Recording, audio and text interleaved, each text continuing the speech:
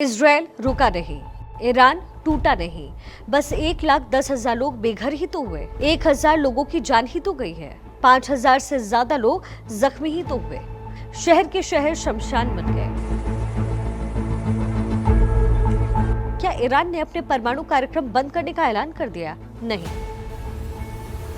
क्या इजराइल ने ईरान पर कब्जा कर लिया? नहीं। क्या ईरान के पलटवार के बाद अब इजराइल और ईरान दोबारा नहीं लड़ेंगे? नहीं। 10 परमाणु बॉम्ब बन सके इतना यूरेनियम कहां गुम हुआ? पता नहीं। तो फिर ये लड़े ही क्यों? पता नहीं। नमस्कार। इजराइल और ईरान के बीच 12 दिन तक चली जंग में फिलहाल खामोशी है। दोनों फिलहाल सिर्फ एक दूसरे पर बातों के गोले बरसा रहे हैं, अपनी अपनी जीत का दावा पेश कर रहे हैं। एक सीज फायर का ऐलान जरूर हुआ, लेकिन ये शांति कितनी खोखली है और इस जंग में किसकी जीत हुई, किसकी हार और कौन जीत कर हार गया, आज की वीडियो में इस बात का विश्लेषण करते हैं। हासिल क्या हुआ ये बताऊं, उससे पहले आपको ये बताती हूं कि इस जंग में किसने क्या खोया। ईरान में 12 दिनों तक इजराइल के खिलाफ जमकर बैलिस्टिक मिसाइलों की बारिश की। इजराइल को घुटने पर लाने के लिए ईरान ने अपने सबसे एडवांस खुर्रम शहर 4 बैलिस्टिक मिसाइल और कासिम बशीर मिसाइल्स का इस्तेमाल किया, जिसे रोकने में इजराइल नाकाम रहा। लेकिन इजराइल ईरान की बैलिस्टिक मिसाइल लॉन्च होते ही पता लगा लेता था। इससे इजराइल को तकरीबन 15 मिनट का वक्त मिलता था और इजरायली नागरिक सायरन की आवाज सुनते ही बंकरों में छिप जाते। फिर भी ईरानी बैलिस्टिक मिसाइलों की चपेट में आने से 28 इजरायली नागरिकों की मौत हुई। इसके अलावा ईरान के हमलों में तकरीबन 3,000 इजरायली नागरिक घायल भी हुए। इजराइल के स्वास्थ्य मंत्रालय ने बताया कि कुल 3,238 लोग अस्पताल में भर्ती भी हैं, जिनमें 23 गंभीर रूप से घायल हैं। 111 लोगों को मामूली चोटें आई हैं। 2,933 हल्के रूप से जख्मी हैं, जबकि 138 लोग डिप्रेशन की वजह से हॉस्पिटलाइज्ड हैं। 30 लोगों की स्थिति के बारे में अभी पूरी तरीके से पता भी नहीं चला है। इजराइल डिफेंस फोर्स ने कहा कि ईरान की मिसाइल हमलों में उनके 7 सैनिक घायल हुए और एक सैनिक जो ऑफ ड्यूटी था उसकी मौत हो गई। इजरायली अधिकारियों ने कहा कि 9,000 से ज्यादा लोग अपने घरों से विस्थापित हो गए हैं। इसके अलावा दर्जनों इजरायली घर ईरानी हमलों में पूरी तरीके से खत्म हो गए। वहीं दूसरी ओर इजराइल डिफेंस फोर्स के मुताबिक ईरान ने 12 दिनों की लड़ाई में इजराइल पर तकरीबन 550 एडवांस बैलिस्टिक मिसाइलें दागी हैं। इसके अलावा ईरान ने 1,000 ड्रोन भी इजराइल पर दागे हैं। इजराइल ने तकरीबन 90% मिसाइलों और करीब 100% ड्रोन को इंटरसेप्ट किया है।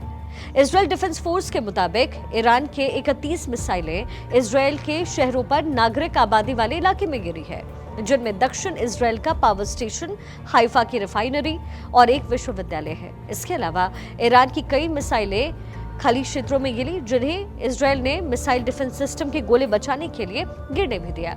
इसके अलावा 1,000 से ज्यादा ईरानी ड्रोन्स, जो काफी धीमी रफ्तार से चलते हैं, वो इजरायली सीमा तक पहुंचने में नाकाम रहे। इजरायली सेना के मुताबिक इजराइल के लिए खतरा पैदा करने वाले लगभग 99% ड्रोन को इजरायली वायुसेना ने लड़ाकू विमान, हेलीकॉप्टर और भूमि आधारित एयर डिफेंस सिस्टम और इजरायली नौसेना ने अलग अलग तरीके से मार भी गिराया। ईरान ने 12 दिनों की लड़ाई में इजराइल के 2 ड्रोन्स मारे। इजराइल का कहना है कि ईरान के पास अब 1,000 से 1,500 के बीच बैलिस्टिक मिसाइल्स होंगी, जबकि उनके पास उन मिसाइलों को लॉन्च करने वाले लॉन्चर की संख्या महज 100 के करीब है। तो कुल मिलाकर देखें तो 12 दिनों के युद्ध में ईरान की तकरीबन 50% युद्ध लड़ने की क्षमता खत्म हो गई। इजरायली हमले में ईरान के 15 से 20 परमाणु वैज्ञानिक मारे गए। इसके अलावा ईरान का अराक रिएक्टर और एसपीएनडी परियोजना मुख्यालय पूरी तरीके से नेस्तनाबूद हुआ। फोडो, नतांज, इस्फहान परमाणु साइट्स पर अमेरिका ने बॉम्ब बरसाए और फिलहाल पूरी तरीके से साफ नहीं है कि इन साइट्स को कितना नुकसान हुआ। लेकिन इजराइल ने ईरान के 500 से ज्यादा सैनिक ठिकानों को पूरी तरीके से तबाह किया। पर क्या ये लड़ाई सिर्फ इतने के लिए थी? और क्या इस लड़ाई से इतना ही नुकसान हुआ है? नहीं, ये लड़ाई दरअसल मिडिल ईस्ट में बादशाहत की थी, जिसमें 3 किरदार थे: इजराइल, ईरान, अमेरिका।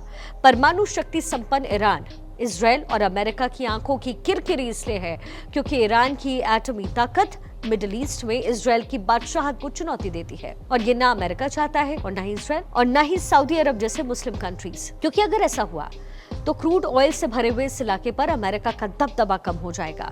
इसलिए इस जंग के रिपरकशन तो आने वाले दिनों में सामने आएंगे, लेकिन अभी तक जो हुआ है उसमें इजराइल ने एयर अटैक के मामले में अपनी बादशाहत ईरान के ऊपर दिखाई, तो वहीं दूसरी ओर ईरान ने भी पलटवार की अपनी क्षमता को दिखा दिया। ईरान ने साबित कर दिया कि कासिम बशीर और खुर्रम शहर 4 जैसे मिसाइलें ईरान के अभेद्य किले को भी भेदने की क्षमता रखती है। लेकिन इजराइल के हमलों के बाद ईरान में खामनेई की स्थिति कमजोर हुई। हालांकि इजराइल के हमले के बाद ईरान के लोगों में इसका भी गुस्सा है और इस वजह से ईरान समर्थित आतंकी संगठन अमेरिका और इजराइल के ठिकानों पर हमला करेंगे, इसकी आशंका भी बढ़ गई। लेकिन इस लड़ाई की कीमत पूरी दुनिया ने चुकाई है। इस जंग की वजह से दुनिया में क्रूड ऑयल की कीमत 10% तक बढ़ गई। तो वहीं हॉर्मोज को बंद करने के ईरान के ऐलान से दुनिया भर में क्रूड ऑयल और एलएनजी की कीमत में 20 से 25% की बढ़ोतरी का अनुमान है। जहां तक भारत की बात है तो हम पर इसके कई असर पड़ सकते हैं। भारत के कच्चे तेल के आयात का लगभग 40% हिस्सा जो है वो हॉर्मोज से होकर गुजरता है।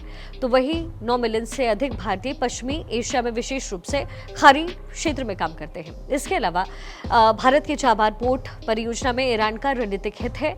इसका मकसद अफगानिस्तान और मध्य एशिया तक पहुंच देना है और ऐसा कोई भी तनाव इस पर असर डालता है, खासकर अगर अमेरिकी प्रतिबंध फिर से लागू होते हैं या ईरानी बुनियादी ढांचा और ज्यादा खराब होता है। जहां तक क्रूड ऑयल का सवाल है तो इसमें कोई भी व्यवधान भारत के व्यापार घाटे को और बढ़ा सकता है। इसमें घरेलू ईंधन की कीमतों में उछाल लाएगा और मुद्रास्फीति को प्रभावित करेगा। भारतीय रिजर्व बैंक पहले ही रुपए को स्थिर करने के लिए हस्तक्षेप कर चुका है, जो डॉलर के मुकाबले 86.20 रुपए के 2 महीने के निचले स्तर पर है। हालांकि सीज फायर के ऐलान के बाद हालात फिलहाल कंट्रोल में दिख रहे हैं, लेकिन ये सीज फायर शायद आने वाले तूफान का इशारा है, क्योंकि ईरान, इजराइल और अमेरिका के हित एक दूसरे से टकरा रहे हैं और ऐसे में हमें आगे की तैयारी करके रखनी पड़ेगी। तो सवाल ये है कि हम क्या कर सकते हैं। भारत के रिश्ते और ईरान और इजराइल दोनों से अच्छे हैं और ऐसे में हम स्थायी शांति के लिए संभावित मध्यस्थ की भूमिका निभा सकते हैं। अपनी ऊर्जा जरूरतों के लिए हमें और भी रास्ते ढूंढने होंगे और इसके लिए रिजर्व को बढ़ाना पड़ेगा। India, middle east, Europe economic corridor का काम जल्द से जल्द पूरा करना पड़ेगा। वहां रह रहे भारतीयों को जरूरत पड़ने पर जल्द से जल्द निकालने के लिए अपनी क्षमता बढ़ानी पड़ेगी। साथ ही साथ हम अपनी अध्यक्षता में होने वाली G20 सम्मेलन में पश्चिम एशिया में शांति का मुद्दा भी शामिल कर सकते हैं। खैर, रास्ते बहुत हैं, लेकिन चुनौतियां भी कम नहीं है। ये लड़ाई संसाधनों पर कब्जे की है और अमेरिका इस पर अपनी बादशाहत चाहता है।